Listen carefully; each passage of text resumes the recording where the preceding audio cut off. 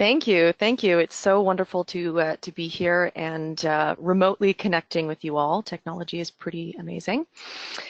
We are, of course, going to be taking a look at 5 tips to achieve positive culture change.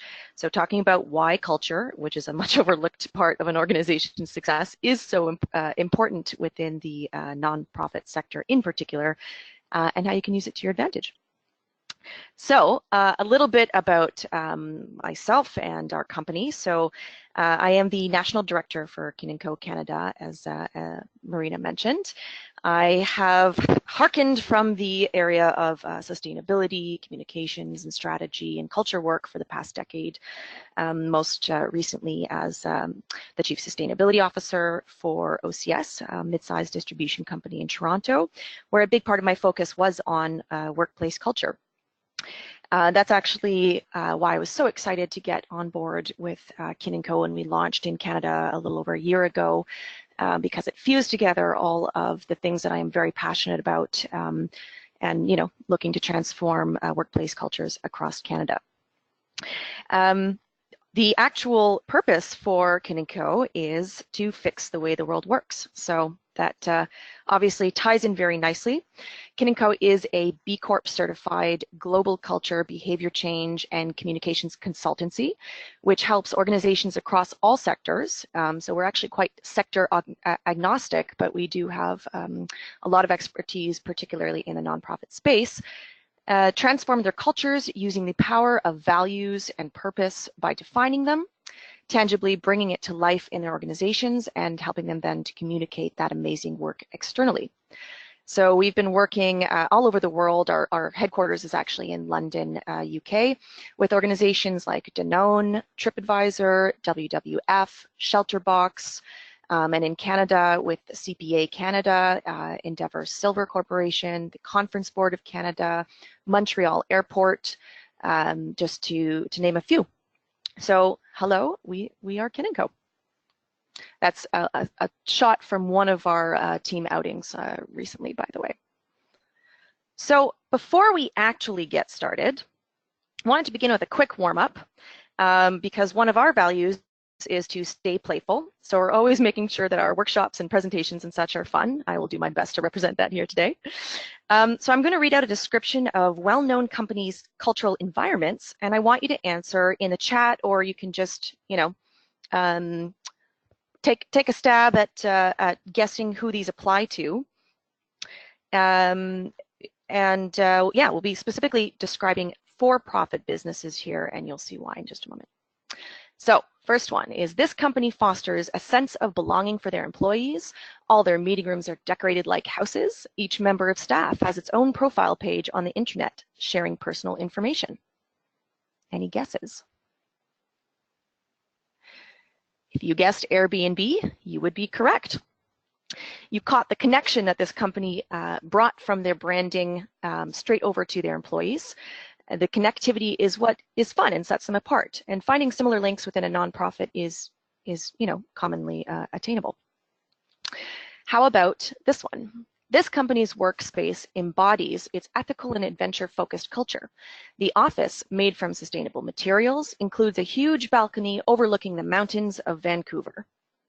And I can say personally, if you've been to their offices, they are outstanding. So if you guessed MEC, then you guessed correctly. Again, MEC has aligned their branding with their employee workplace. This makes it easy for their team to connect with the bigger picture and is definitely something that, you know, could also be translated into the nonprofit world to build a competitive edge.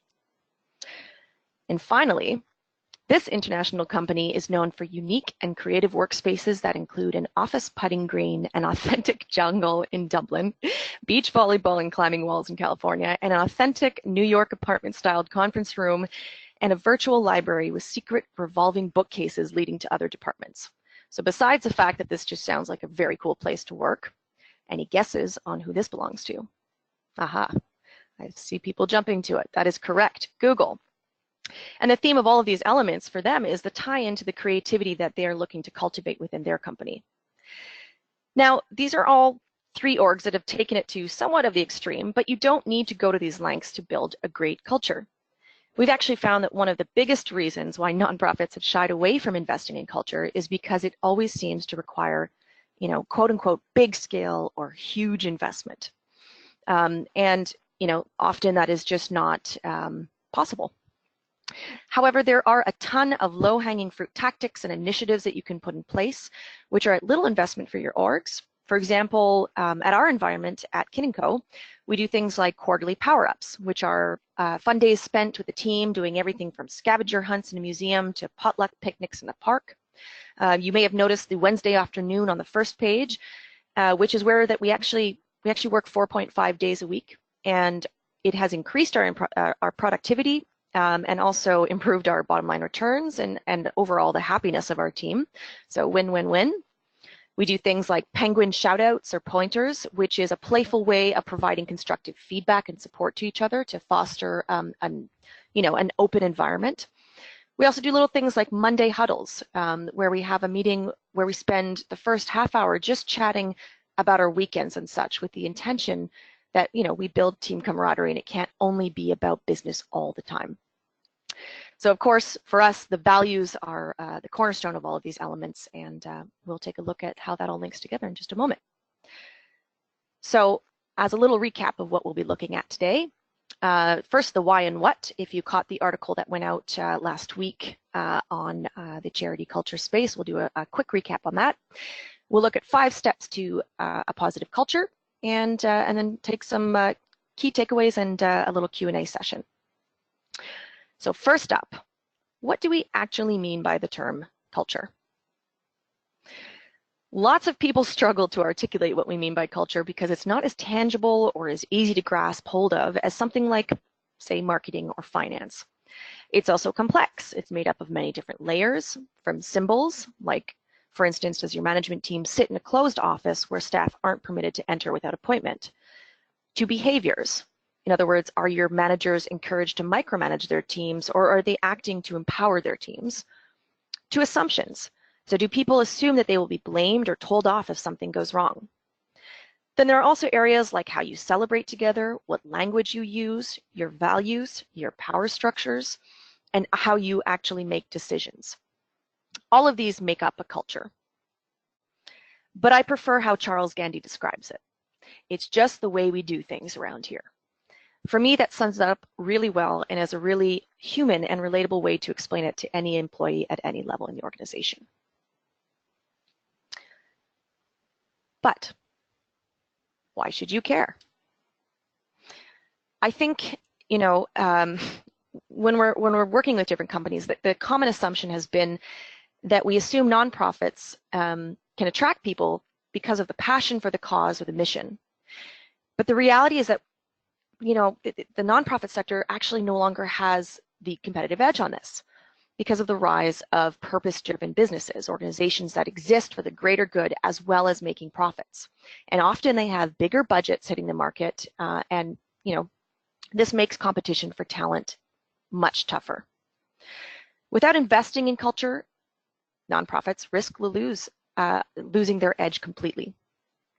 And in essence, no longer have the monopoly on purpose, which is actually great. It's wonderful that we're seeing it expanding into the business community. It just simply means that it is not enough in and of itself. And it's not necessarily what a good culture is either. So a couple of examples is, we've already talked about MEC, whose mission sits at the heart of everything they do. Blackbaud is one of our clients who have offices here in Canada and do cloud and tech solutions, specifically for nonprofits, focusing on connecting and equipping a global ecosystem of good.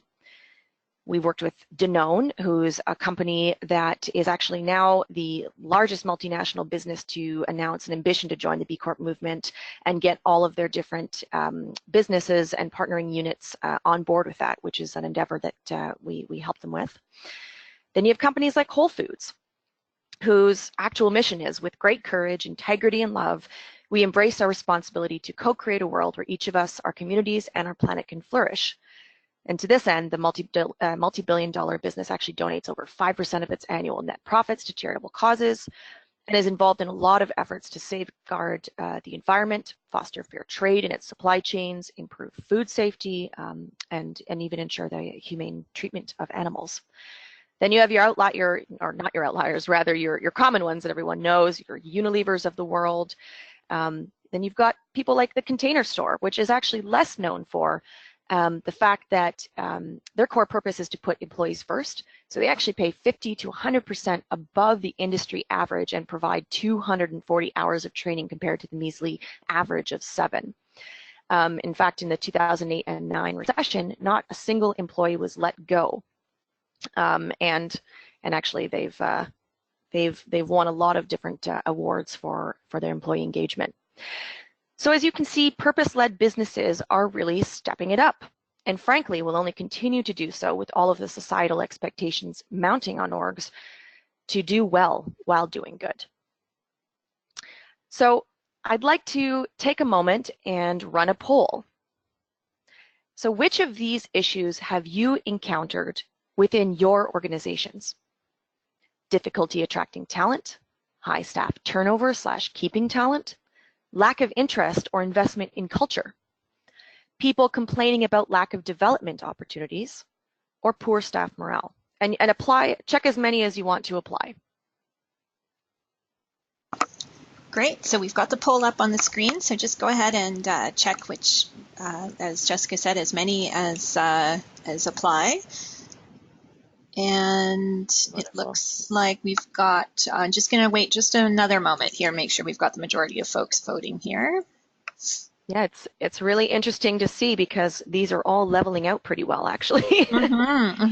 Jessica, I'm going to close the poll now and just share it with everyone so they can take a look at what everyone had to say. Perfect. So you should all see that on your screen now. So those are interesting results, Jessica. Are they in line with what you expected? Yeah, I mean, it's a little bit of a trick question, I won't lie, because at the end of the day, all of these stem from a poor or ultimately dysfunctional culture. So typically when you have one, you have them all. So thank you for sharing, everyone. I'd like to now take a look at, we know what it is and why it's important when we talk about culture, but if we don't currently have a focus on culture, what can we do about it in our organization? So I'd like to begin by first talking about the cornerstones of a successful culture. So once again, I'm going to do a little rapid fire here where I'd like everyone to share a couple of words that describe a good culture. So using the chat function, I'll take the next 30 seconds for you to share. So for instance, it could be playful, results-oriented, innovative, supportive, etc. What are things that you feel are part of a good culture? Thanks, everybody. I see lots of great comments coming in. So Jessica, we're seeing trust, collaborative, accountable, engaged, encouraging, supportive, transparent, autonomy. That's a great one too. Wonderful, wonderful. Awesome. Thank you for sharing. So again, a little bit of a trick question because the point is that actually culture is subjective. So what might be good to one person may not necessarily be good for another. In fact, it might even be a nightmare. One person may prefer freedom and autonomy in their role, and the other may like to be given specific tasks and targets. And neither of those is actually good or bad, right or wrong. What it comes down to is it's actually up to the organization itself to set out what its culture should be and then live it. In the end, it'll either be strong and well embedded, or it'll be weak, where no one knows what it's actually meant to be. And the purpose and values are what should guide this discussion internally. One very common issue that I'll note that we see rampant, particularly, I mean, across all sectors, but particularly in the nonprofit sector, is the copy-paste sort of generic values syndrome, i.e. integrity, respect, accountability. They're everywhere, and ultimately, employees can't actually feel the lack, or can feel rather, the lack of authenticity in them.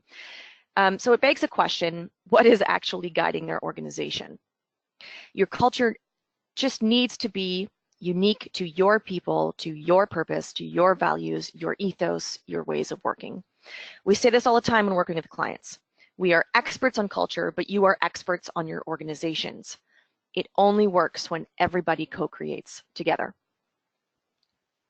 And the reality is, whether you like it or not, your organization has a culture. It's not optional. It exists already. So next time you're in the office, I encourage you to notice around you, what are the habits and routines? What are the underlying assumptions? They're there. You can't ignore them. But if you can get them right, you can sincerely use it to transform your organizations. So what makes a strong culture? How do we get there? So at Kin&Co, we use a model called Find, Live, Communicate. So Find is about consulting everyone to co-create your foundational pieces like purpose, values. This way it's actually enduring, it's authentic, and people begin to feel ownership over it. The key part in there is, again, consulting everyone to co-create it together. The second part is Live. And I'll note that this is actually the part that people often skip. They go through sort of a find process. Usually it's not very co-created across the organization, but there's some version of a find process that takes place. And then they skip over to communicating it, whether that means internally, externally, but it's just more of a marketing exercise than anything else. The key to this is ensuring that you get the live piece right. You know, it's how you actually work, the systems, the behaviors, the processes, the way that your organization runs. And then finally, you can get to communicate, where, you know, you can share the good news, the amazing work that you've done, that you are authentically living internally with the rest of the world. Uber is a great example, by the way, of a company that is, you know, classic find, jumping over to communicate, you know, and all the controversies that they've undergone as a company. And there's lots of different examples out there.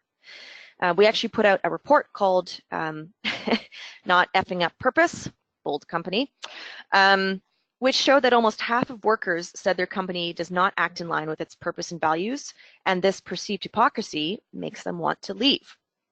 Not incredibly surprising, but yet something that a lot of organizations just aren't paying enough attention to. So now let's look together at what this all entails and at those 5 tips. So the first one is defining your culture. What defines a culture?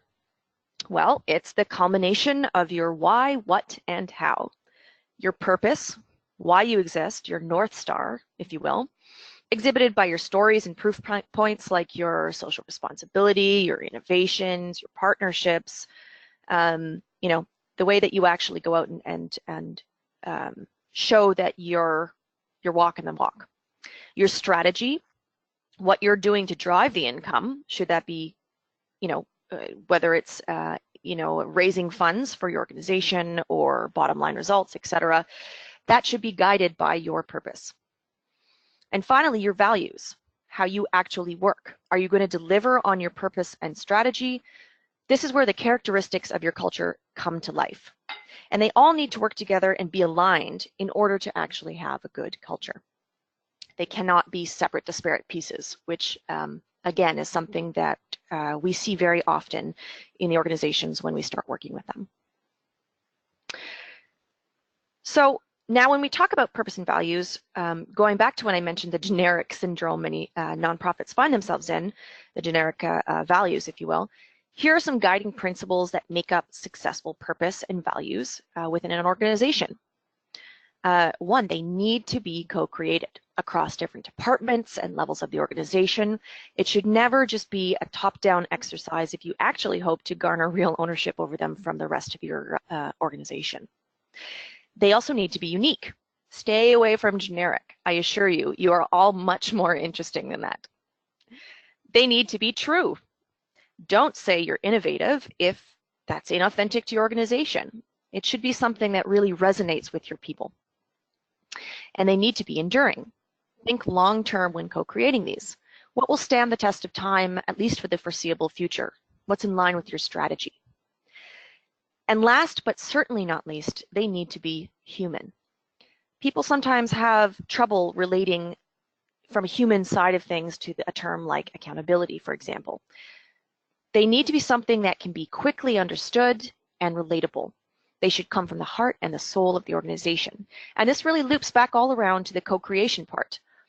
You get all of these elements that are listed here today when you work on them together. Next one is decide where you want to get to. Where are you headed? What are your goals? We often call this the end state stage. If you don't have this already clearly defined, you actually risk losing sight of what it is your organization is actually trying to accomplish in the world. So what could this look like in practice? Taking, for instance, we work together as an example value. In order to align your vision to your value, it may be important for your team, for example, to move to a network structure within 5 years to foster a collaborative approach. Or perhaps you want to foster the value if we bring out the best in our teams, where you want to, build that culture of empowerment. So you might set targets against it, which have, a different type of system where there's no managers, and it's a self-accountability system. We actually put in a system like this for ourselves at Kin&Co a little over a year ago, where we only have coaches and mentors for our teams. There is still a little bit of hierarchy, but it's very, very minimal, and it's something that has been incredibly well received throughout our organization, and it's really been wonderful to see people step up and take initiative in different scenarios as a result. Or maybe your value, for example, is we're always disrupting, and you want to foster a culture of innovation. So you may want to set up an innovation hub or lab as part of your organization to allow for a safe area to take chances and push those disruptive boundaries to begin with. Whatever the goals or the values that you have are, lay them out in a way that everyone can connect with by seeing the clear parallels, and set checkpoint goals along the way for specific cultural needs. It's beginning to connect the dots between values and actually taking action. Next, we're going to look at tip 3, find out where you are now. So at this point, you should have a clear idea of what you stand for. You should understand how you want to behave because you've gone through the values process and figured out what those behaviors look like. And you've determined your end state, where you want to go. In order to actually roll this all out successfully, though, from there, you need to find out first where you are now. So we often call this a cultural diagnosis. Why is this so important? Simply put, you need to know where you are now so you can see what changes need to be made in order to get you where you want to go. So essentially, it's to understand where the gaps between your current state and end state actually are. And it's important that this mandate is again done in a co-created and engaging manner. You're going to hear me use the term co-created quite a lot throughout this because it's one of the big keys to effectively rolling out any transformational change. And I will mention that we've often seen with our clients that they naturally have some starting assumptions on where the gaps that they foresee will be in their organizations. And then after having actually undergone the full diagnosis across the organization, we're quite surprised at some of the areas in which they actually needed to tackle. And likewise, in some areas that they were doing much better than they thought. So it's really important that you deep dive into this. It's like an organizational wake-up call or reality check. You're testing assumptions. And you're ensuring that you're hearing from all of your people. I've been in many a boardroom where a CEO or an executive director is saying, this is what's going on in my culture. These are the issues. And, the information that's being brought back out of a diagnosis is completely different. And it really starts interesting dialogue and helps people to get alignment on where they're actually headed. And it's what actually enables as well the clarity of the route that you need to take as an organization, which means spotting where things support the culture and where they don't. Proactively making those changes and difficult decisions sometimes. I mean, it's not to say that if you make changes, everybody will always get on board. Sometimes tough decisions need to be made to support them, but ultimately they are carrying you all forward in the right direction to the new culture that your organization has decided they want to have together. So how do you actually diagnose your culture? So I've provided a couple of examples here of ways that you can diagnose. So the first thing I would say, however, before you do any of this, is you need to set out a framework of what you want to measure against. In other words, your purpose, your values, your end state. What are you actually measuring against? And then conduct a series of fun and engaging activities which reach across to every level of your organization. And again, very important point is it needs to hit all points of your organization and all the different departments. So this can be in the form of surveys. There are some organizations that might already send surveys out. In some cases, they don't. But, it's worth reassessing what might already be in place to ensure that it is properly aligned to that framework. And you can do that first diagnosis, and you can also set up something called pulse surveys where you continue to have a clear view on how your people feel. And you can do that in a couple of different ways. It doesn't necessarily mean that you need to pulse everybody in your organization every 2 weeks. That would feel a little bit overbearing. You could do that in a smaller little bite-sized pieces where, every 2 weeks you poll 5 people, for example. But it just gives you an ongoing picture of where you are actually at in your organization. Another one is one-to-one interviews that you script prior and ensure, again, tie into the overarching framework. I will tell you, we have just undergone this process with Montreal Airport, and their organization is comprised of over 28,000 different stakeholders. So we, needless to say, conducted a lot of one-to-one interviews, and just the very process itself of interviewing people is such an amazing engagement initiative. People are feeling like they're being listened to, like they're being heard, and they actually have amazing ideas and contributions to make. It's a missed opportunity if you're not doing this. Other ways are to hold focus groups and workshops, or even special offsite days, for example, where you give people the chance to connect and have honest dialogue about what's working and what's not.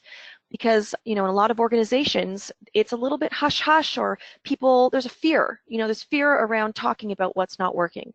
The key here is not to have a festival where people are just complaining, but rather, how can you build a workshop or a group or a feedback loop that is productive, which guides people, that provides some frameworks, and which doesn't only focus on what's wrong, but rather, how do we problem solve together? And I would highly encourage, when you're doing any of these types of sessions, make it fun. Put in games, get people drawing, get people doing activities, make it competitive. You want people to leave there feeling amazing, feeling like they are part of something and that they are helping to actually co-create it. And once again, all of these different methods that we've talked about are in and of themselves engagement initiatives and start to actually build those behavior change instincts and behaviors from the get-go, because people are having a clear picture of what's going on and where they can make changes themselves. The next one is tip 4. So now you will have determined what you stand for, the behaviors, your end state, and you'll have identified the gaps between those 2 points, that end state and your current state. So next, we're going to take a look at tip 4, which is to make a plan to close those gaps.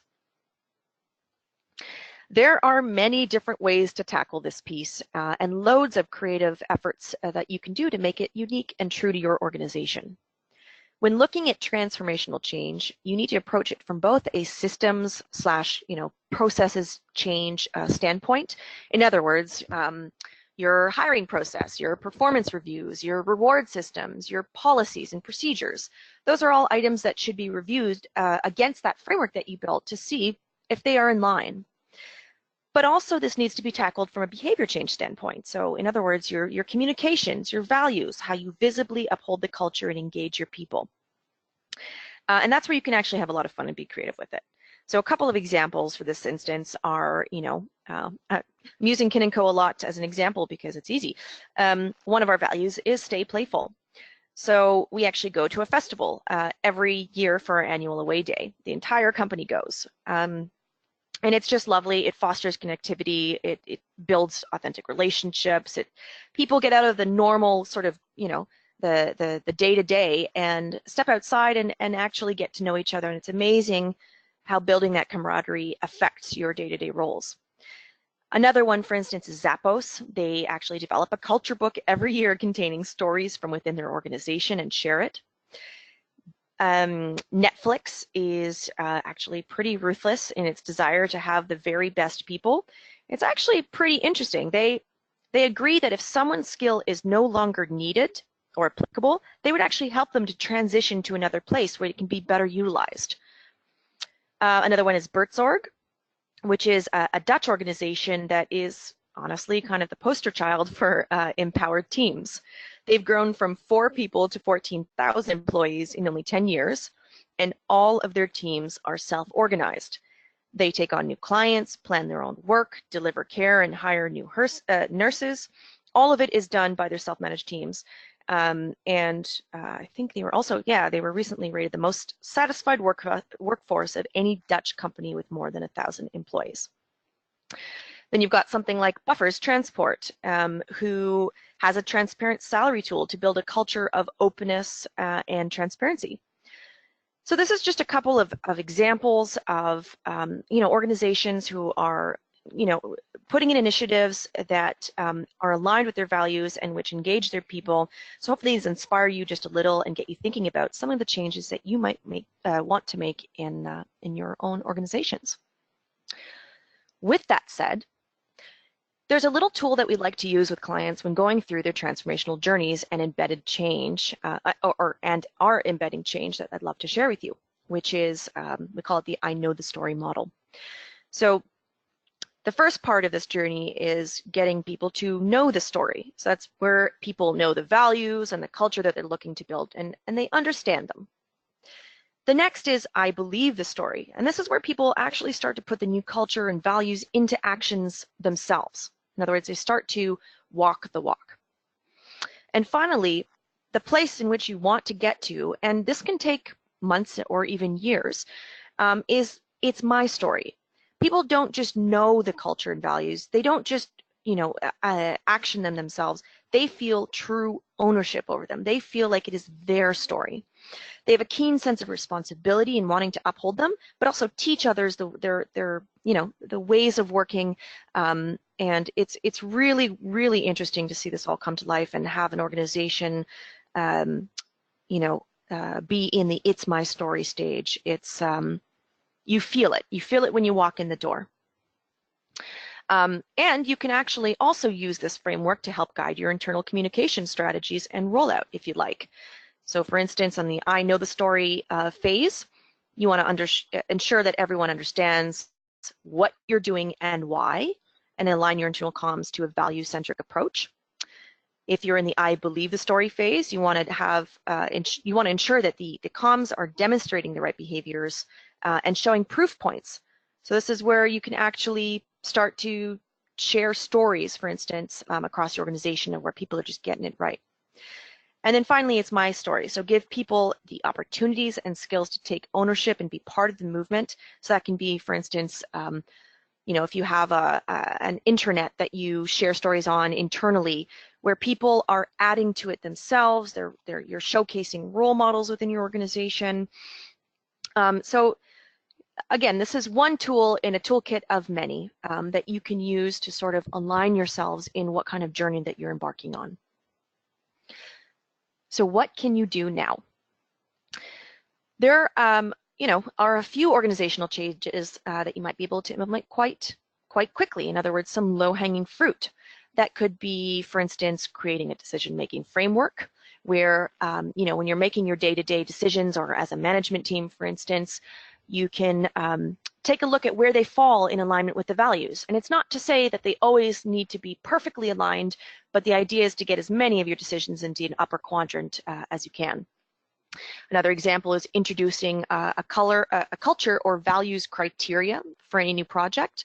So for instance, with one of our clients, whenever they have a new procurement that they need to do, they actually ensure that the procurement request includes the question about the sustainability impact and the impact on the employees. So it kind of forces people to get into the habit of thinking about those things. So it's not just the process, but it's also the domino effect of that process. And you know, even using something as simple as starting to use the language of your new culture and values can go such a long way. A note that I'll add here is also the importance of senior leaders not just walking the walk, but actually, rather explicitly, they need to be talking the walk. They are inevitably the biggest role models in your organization, like it or not, and their impact will always be noticed or scrutinized even at every step. So if this piece fails, it's quite difficult to have the rest of the organization buy in and feel the new culture and values are actually authentic. So it's a little bit more explicit. Like I said, it's about actually having them talk about why they're doing that thing that they're doing, as opposed to just doing it. And finally, our tip 5, you've come all this way, you've embedded the change, but culture is not just a one-time activity. It's not a one-off project that you put into place and boom, now you've got this great culture. It actually needs to be measured, it needs to be tracked, and it needs to be updated as your organization and the world evolves. So how to measure culture change? And this is one of the big questions that we get a lot. We are known as culture measurement geeks in everything that we do. We measure every project, not just the measurement of how we work, but of the domino effects of everything that we're doing, because at the end of the day, you need to have a solid business case for it or financial case for not just putting it in place, but upholding it long term. And traditionally, culture was kind of seen as something that was a fluffy, intangible, nice to have, thick concept. But as we've seen, this isn't the case, at all, actually, in today's world. That doesn't mean that you have a blank check to invest in it, though. So you need to be able to prove, again, that impact of your cultural strategy. And the only way that you can do that is through robust measurement. Measuring culture change, however, is not easy. I won't lie. Changes in how people and organizations work can be affected a lot by different things, but by measuring as much as possible in a focused and concerted way, you can actually start to see the big picture jigsaw puzzle pieces coming together. And you may never get 100% completion, but what you want is to get as many of the pieces connected as you can. So we do this by kind of separating it into 3 main segments: reach, engagement, and change. This doesn't mean we don't just measure the soft changes, the feelings, but tangibly how people respond to them, and ultimately the hard business change they create. So the first one is reach. Measuring reach is often the easy bit. We track the amount of content we create, where it's shared, how many people have seen it, and then survey to test people's awareness of the topic as a result. Measuring engagement is a bit harder. It means tracking how much others are sharing the content we've created, how many people came along to the workshops we run, the size of the ambassador groups or perhaps the steering groups that we've created as part of this process. It's essentially the engagement into the process itself. And then change. And this is really the critical bit to measure that surprisingly many miss. But change here does not happen overnight. Again, it can take weeks, months, or even years to come into effect, particularly if you're in a much larger organization. When measuring change, we tend to use a mix of metrics, including, for instance, surveys designed to understand how people's attitudes, surveys I mentioned. We also take a look at bespoke metrics. Jessica, sorry, I'm going to jump in there. You cut out for me for just a moment there, and I'm suspicious that you may have cut out for some other folks too. So do you mind just backing up just a little bit and just repeating that last bit that you were discussing? Sure. Do you know where I dropped off? Yeah, just as you were discussing change. Okay, perfect. So I'll restart at change. Thank you. Part 1 of change. Update your internet. No. So some of those metrics that we looked at in the change category could be, for instance, the surveys of how people's attitudes have changed, have transformed. So again, that can be through your org-wide surveys. It can be through those pulse surveys that we talked about. You can also, we've set up polling stations with when we were working with Danone and polling the organization. Some of their stakeholders were dairy farmers. So we set up a physical polling station to accommodate them. So, you can get creative with how you collect that. Another one is bespoke metrics that are designed to see, how their behaviors have changed as well. So for instance, metrics that are created specifically around pilot projects that you may have launched in conjunction with your transformation. You also want to look, and this is very important, at existing business metrics. You're not going to recreate the wheel on a whole new set of metrics where they don't need to be. You're probably already tracking productivity or staff turnover or revenues and etc. So these are definitely ones that should be looked at and embedded into this framework. And then there's also things like third-party metrics that track the bigger impact on the wider society, for instance, the industry or the world, like GRI or trust measurements or net promoter scores, things like that. All of these come together and give you a very holistic understanding of what your cultural state is, how changes are being made, and the success of your overall culture and culture strategy. By measuring all of these things, individual interventions can start to be tracked as well, through all the way to creating societal change, that butterfly effect, if you will. The bottom line is measure as much as you can, and then measure some more, and then measure some more. And as you're going through it, don't forget that your organization, again, inevitably will evolve. So it's okay and encouraged, strongly encouraged, to reassess this yearly and see if it still really feels right, if these are the right metrics. You can make adjustments.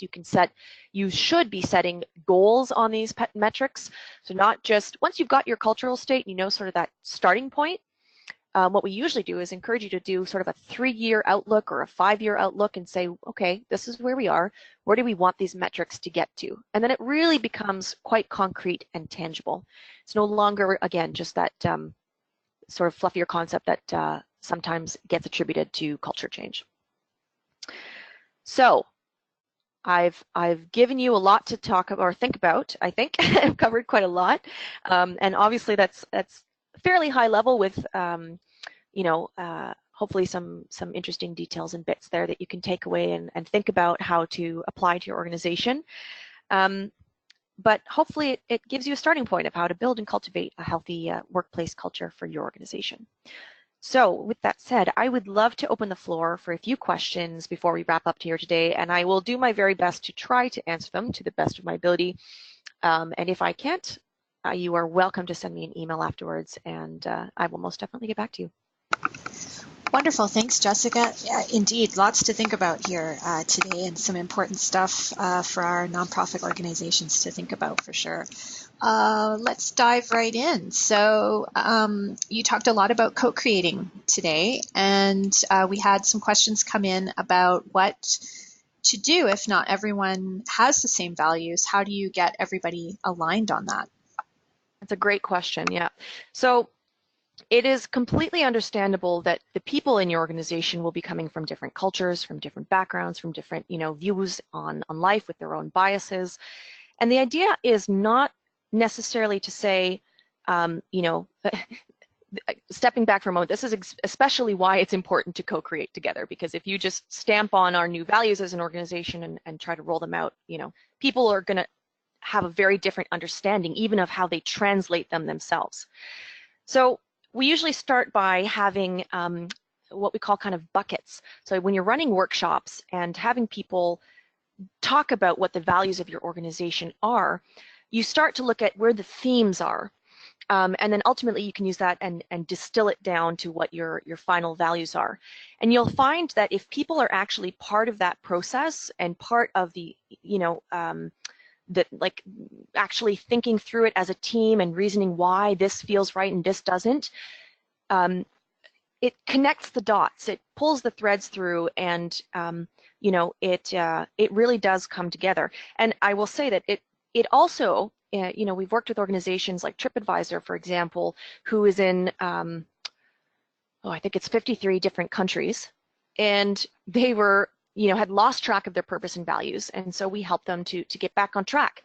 Now that didn't mean that we took out the value and said, this is exactly how it should be behaved in every single region, because it just wasn't the reality of the world. What we did was we took the value and figured out how that was individually behaved within the different regions, but so that there was still a connection and a tie through that brought it all together by sharing that common value with the ability to have a little bit of flex in how they are interpreted, but still within an overarching framework. So hopefully that answers your question. That's super helpful, thank you. And sort of along a similar line, we have a question here. At our team meetings where we seek to co-create organizational change, many team members are unwilling or uncomfortable voicing their suggestions. Are there other tools we could use to overcome this barrier? Yeah, that's very interesting. That's part of the reason why sometimes organizations partner with third parties. This is especially true when it comes to the one-to-one interviews, as an example. And that is actually why we conduct the one-to-one interviews. One part I forgot to mention when I talked about one-to-one interviews is that we always ensure that they are confidential and that the themes are pulled out high level, but they are never specifically attributed to the individuals. Therefore, it creates a safe place where people can actually share how they're feeling. They don't have to worry about possible repercussions. And from that, the organization, gets to see the overarching picture of what really is the cultural state.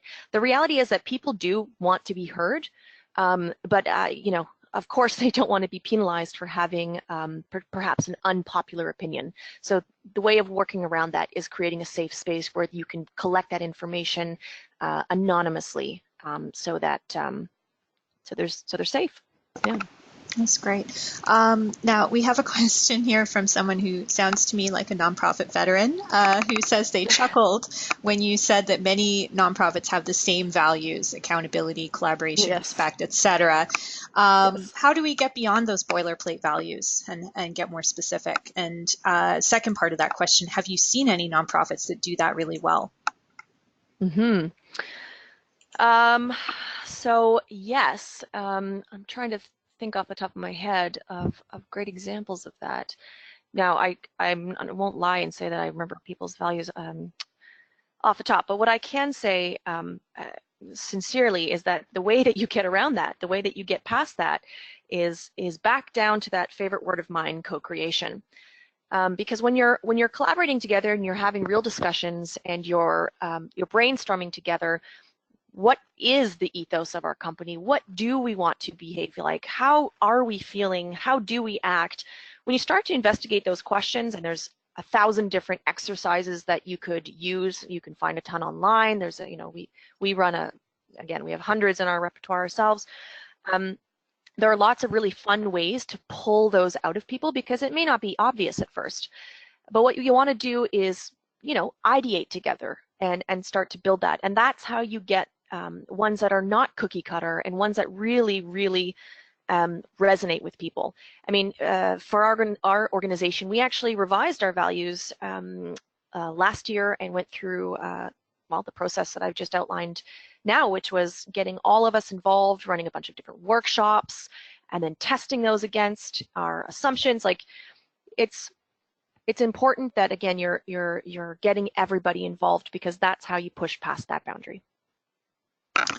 Excellent. Now, for those folks that are on the call today that might be working at the really large organizations that might be national, we have a great question from Danielle. So if you're working at the large national organization and you find that your local team or office site is not really connected to that corporate culture, is it okay to create a subculture within your own site or region? And would you follow the same steps outlined here?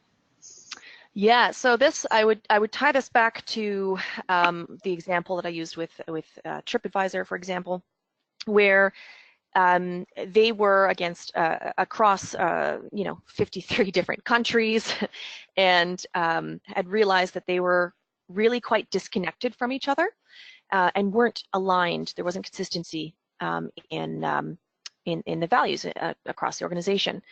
So I don't think it's actually about necessarily going and creating too many different subcultures per se. You don't want to have different sets of values because that can get confusing for people. But rather, I think it's that next level down of when you start to talk about how those things are behaved. What applies for one region may apply differently for another. What applies for managers may apply differently for frontline employees. And you can actually start to build them in little buckets and break them down, and doing it with your local teams. It shouldn't be something, again, dictated to them. It should be something co-created with them, because they're going to know better than anyone else, what those, how they should be behaved and exhibited. Again, getting them into the process with you, and creating that safety to interpret within a framework, because otherwise it gets messy. Mm-hmm. Yeah, I can see that. So on a similar note, what about organizations that have combined remote workers and office staff? Do we need to think about things differently there? It's a great question. And so, yeah, so our organization is a great example of that. We have both of those. We have offices. We also have remote workers.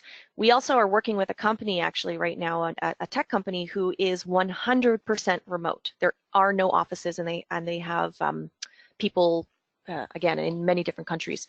And the question of whether you should build one framework for all or have special accommodations for remote workers, the bottom line is, you can't put your remote workers to the wayside.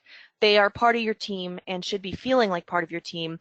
So it's worth, in those instances, taking a look at what can you do to foster that culture, even in a remote scenario. And that can be anything from setting up, for instance, a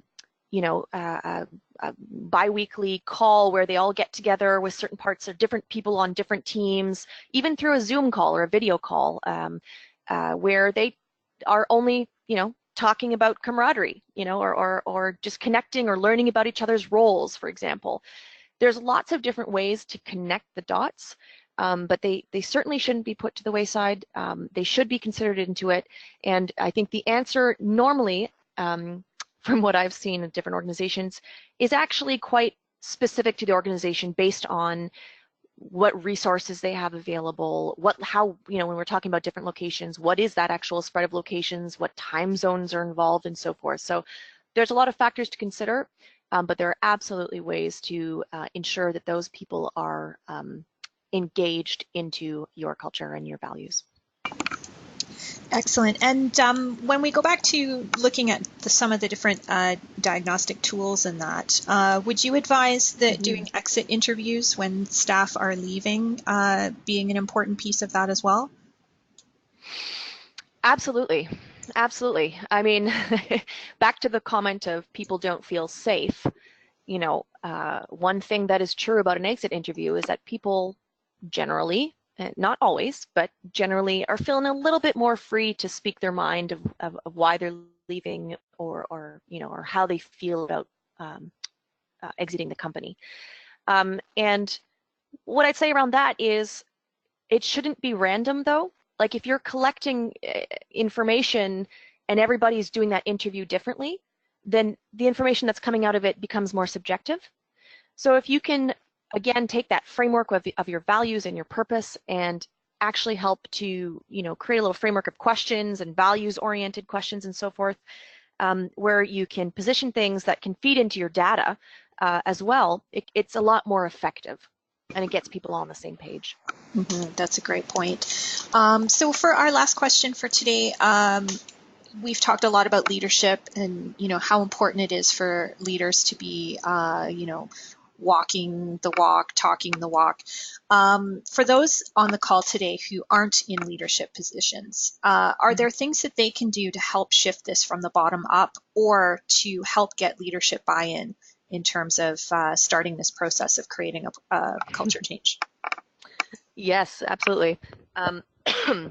Something that we see very often is, we have a large client recently that shall remain nameless, but when we started with them, we were engaged to lead their cultural transformation at this larger org, and the management team, when we met with them, they said, "Oh, we're all on the same page. This is great. Let's do this thing."